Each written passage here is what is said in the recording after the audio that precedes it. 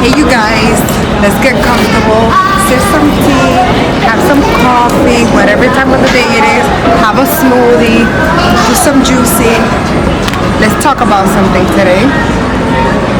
Let's talk about my experience with working.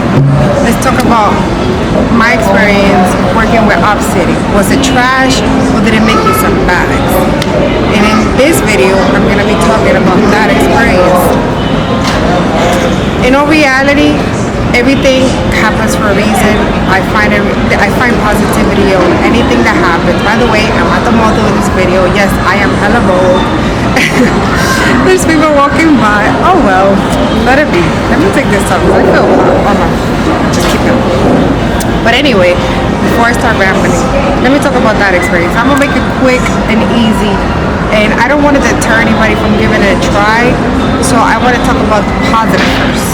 The positive first was that I was able to practice working with clients, understanding how they work, what their needs are, and actually just being out on the field. There's no better way to master anything than just being out on the field and learning that way. So I am appreciative of that. Otherwise, I feel like it would have been harder for me to gain clients at the beginning because I don't really have a big social circle and I don't have a lot of people that are willing to help me grow my business. So it was really nice to be able to get to know people from all kinds of backgrounds. And I just realized I completely skipped what Opcity is. Some people might not even understand what Opcity is. So Opcity is basically like a matching program or matching website that works with your brokerage, where they send you clients that are pre-qualified. I'm gonna get into that later. That are pre-qualified to work with you in your area. So you get to pick a zip code that you want. You get to pick a certain price range. You get to pick the type of people that you want to work with, whether it's sellers, buyers, investors, or people that are just lurking, right? So this is the implication though. To be able to qualify for the more premium clients, you have to have had 7 transactions. I had none, 0. So I had to start as an emerging agent. So which means is that an agent that's just learning the ropes. Or if you have 3 transactions under their belts. So it would be 7 transactions under any brokerage. Could be your current one or your past one, as long as you can prove those transactions. Or 7 transactions were Opcity. 3 transactions were Opcity. I had none of those. I had none with any previous brokerage or none with Opcity. So in my head, I thought, okay, let me make the sacrifice, work with whatever people they sent me, and get those 3, there's 3 transactions on my belt. It should be easy peasy, right? Nope, I was wrong. It was hard. They sent me people that were interested in apartments that were $20,000 in New York City, in the Bronx, mind you.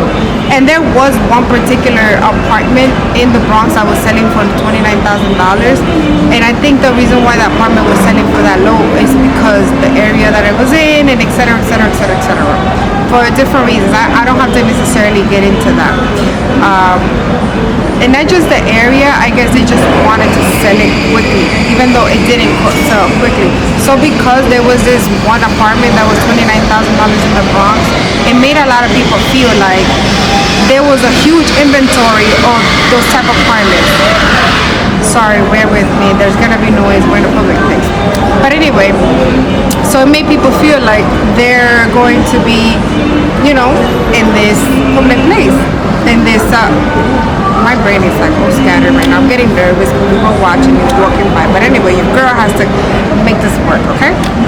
And so it made people feel like there was a huge inventory of these $20,000 or $30,000 or $40,000 apartments, when in reality that's not the truth. The average apartment, 1 bedroom, 2 bedroom, 3 bedroom in the Bronx in New York City is at least $300,000.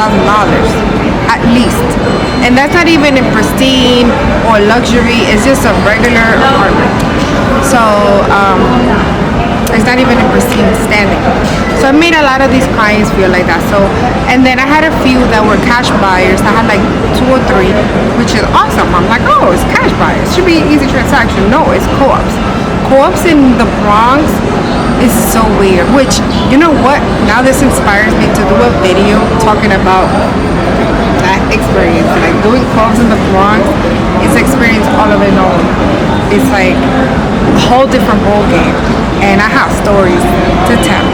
But anyway, so I had a few cash buyers, and I'm like, cool. I was able to match one of them with like this apartment that was super affordable. I was so happy. The apartment was in decent condition. It had good floors. It had a great heating. The building itself was maintained very well, so I was very happy about that. But then when we go into it and my client wants to make an offer, the listing agent he calls me and he's like, oh yeah, you can get the apartment, but the financials of the building have not been released since 2013 or 10 or something like that. And I'm like, what does that even mean? I didn't even understand what that meant.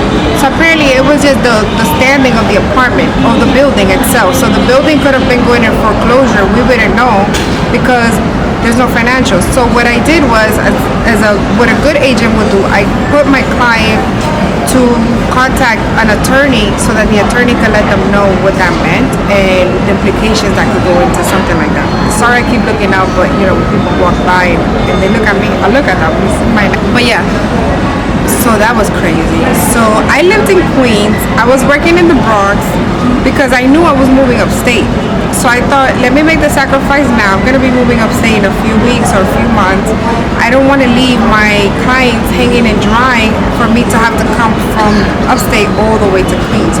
So what I decided to do was to work in the Bronx, so like that it wouldn't be such a burden for me to go from upstate or Westchester County to all the way down to Queens. I'd much rather go to the Bronx, which is, I don't have to pay any tolls, and it's only like an hour drive versus going all the way to Queens, which is like an hour.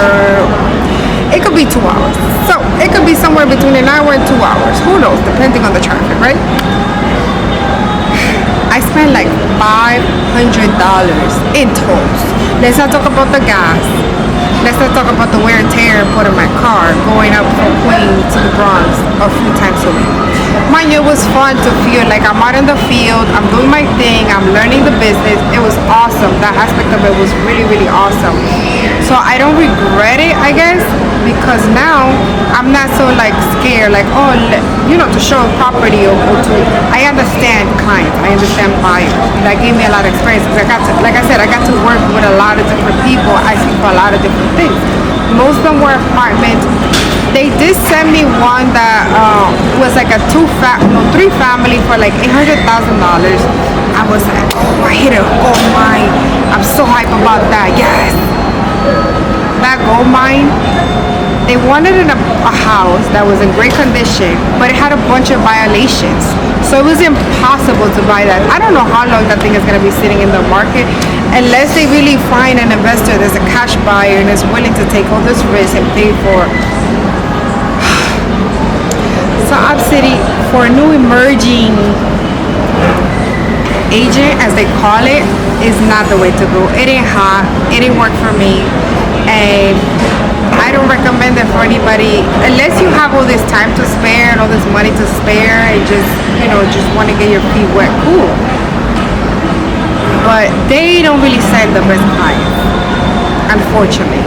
And some of these people were very nice. They were super nice. One of them like offered me to hang out with them at their house in Pennsylvania, their vacation home. I'm like, oh, cool. I got you. And you know, maybe we could keep that relationship going. But they were not very realistic on what they wanted and what they could afford. They wanted a condo. Condos are a lot more expensive than co-ops. Co-ops are obviously cheaper because you have a share of the corporation. You don't actually own the property, right? So that makes it cheaper. So what I recommend Opcity, I'm always trying to be neutral. Like, I don't really like to stare at anybody in no direction or tell them what to do. I wouldn't recommend it. Now, it might be a whole completely different experience if you already have the 7 transactions under your belt and you're able to get the premium clients You're able to get listings. And then what I forgot to add, you have to give 30% of your commission. So if you already have a brokerage and you have, let's say, a 60-40 commission split, out of your 60%, you have to give them another 30% out of it. Yeah, that's how Opcity works. So there's no upfront payment, but you have to pay them later on as part of your commission. So is it worth it? I don't know. I would say it's probably, if you're under the best conditions. So if you have had the 7 transactions already under your belt, if you've already have a lot of experience, and if you're really hot and you're in a really hot market, then yes. But otherwise, I wouldn't recommend it for somebody that does not have all of qualifications. So that's my story with Opcity. I hope you enjoy this. I hope it could be helpful for you. And if you have any questions, feel free to reach out. You know I love talking. I could talk for days and days and days. So I gotta go now. I gotta get back to my family. This has been so fun. It has been an awesome day. And tell my Facebook people what's up. Bye.